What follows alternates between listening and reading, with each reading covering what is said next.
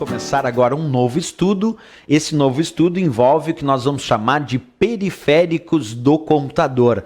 Ainda, claro, dentro dos conceitos básicos de microinformática, vamos estudar um pouco sobre esses periféricos. Um primeiro ponto a ser destacado quando nós estamos falando sobre os periféricos do computador é uma certa informação teórica.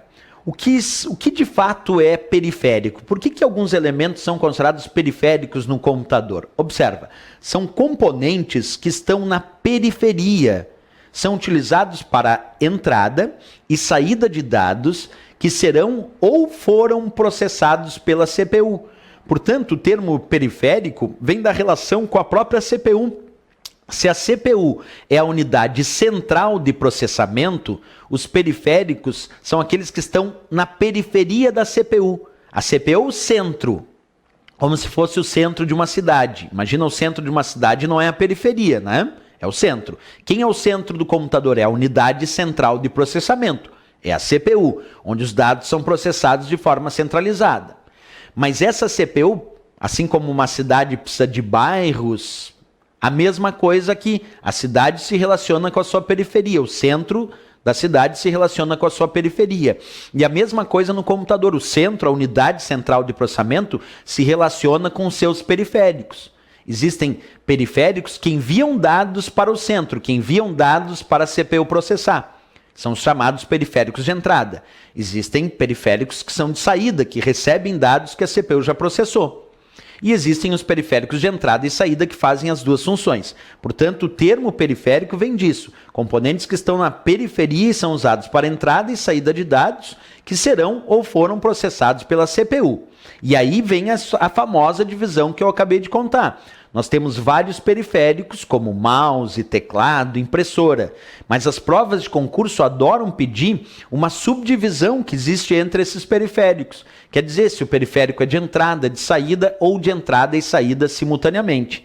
Essa divisão ficou tão famosa nas provas de concurso que hoje em dia não se imagina alguém entrando numa prova de concurso sem saber essa história. Nós vamos começar estudando aqui, então, os principais periféricos de entrada. Só depois a gente fala dos de saída. Vamos começar com o teclado. O teclado é um importante periférico de entrada. E por quê, professor? Porque realiza o envio, a entrada de dados para a CPU processar.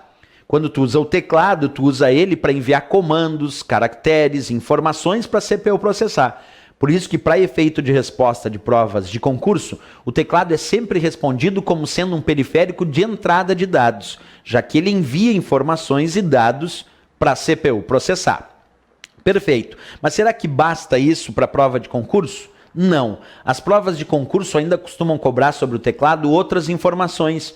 Por exemplo, o que significa a diferença entre um teclado ABNT ou um teclado ABNT2? Vamos estudar isso comigo aqui.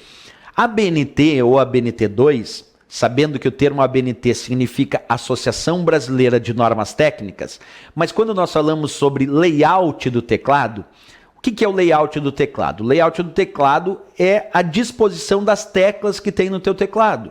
Então, se eu pegar aqui um teclado como exemplo, observa, eu tenho um teclado e esse teclado tem várias teclas. Óbvio, professor, teclado tem que ter tecla. Perfeito. Mas a disposição dessas teclas é chamada de layout do teclado. E existe o layout ABNT e o layout ABNT2, além de outros layouts internacionais. No layout ABNT, tu poderia fazer o cedilha, mas precisava usar um acento e a letra C. E no layout ABNT2, eles instituíram o cedilha. Esse meu computador, por exemplo, ele tem layout ABNT2 porque tem a tecla cedilha. Observa, para efeito de prova de concurso, essa informação é muito relevante. Quando nós imaginamos a ideia de um teclado ABNT ou ABNT2 e qual seria a diferença dessas duas nomenclaturas, o mais relevante é a história do cedilha. Por quê? O ABNT não tinha a tecla cedilha no teclado. Como ele não tinha a tecla cedilha, para fazer o cedilha no teclado ABNT, tu tinha que pressionar a letra C em um acento. Agora, quando tu tem o ABNT2, como é que tu reconhece que o teu layout de teclado é ABNT2? Se ele tiver a tecla cedilha. Então, se o teu teclado tiver o cedilha, é porque ele é ABNT2. E aí fica muito mais fácil usar aqui no Brasil, no idioma português. Esse teclado ABNT e ABNT2, eles não surgiram do nada. Eles seguem uma padronização internacional, observa, chamada QWERTY, que vem de QWERTY, que são as primeiras letras que aparecem lá no teu teclado. Então, layout, ABNT ou ABNT2, os dois seguem um padrão internacional chamado QWERTY. E esse padrão é simplesmente um padrão que indica aí o início de como os teclados, a forma mais comum de usar os teclados no Brasil é o padrão QWERTY. Só que esse padrão QWERTY teve que ser adequado para uso no Brasil. E aí que veio a história da ABNT normatizar isso, os teclados para uso no Brasil, e é legal porque normatizou o que é o layout ABNT2, que é a inclusão do cedilha nos teclados para uso no Brasil, certo? Uma outra coisa sobre teclados que eu acho bem legal a gente orientar é o que nós chamamos de código ASCII. O que é o código ASCII? Primeiro, na tradução, é o código americano padrão para intercâmbio de informações. Esse tal código ASCII é aquele que determina... Lembra a historinha que a gente estudou que cada caractere, a letra A, é representado por 8 bits ou 1 byte, já que 8 bits equivale a 1 byte? Lembra dessa história? A letra B equivale a 1 byte, a letra C equivale a 1 byte, a letra A equivale a 1 byte, porque 1 byte representa 8 bits. E eu preciso de 8 bits para processar ou armazenar a letra A, a letra B, a letra C e assim sucessivamente.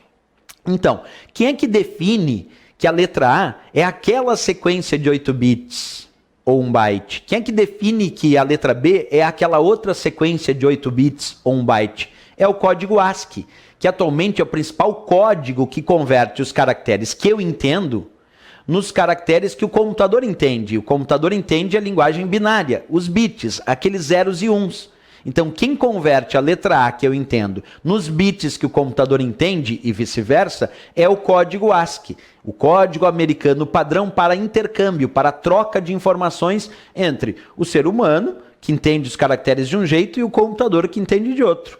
Então, quando perguntarem, um teclado para uso no Brasil possui layout ABNT2 como seu principal padrão. É verdade, porque o principal padrão tem cedilha, layout ABNT2.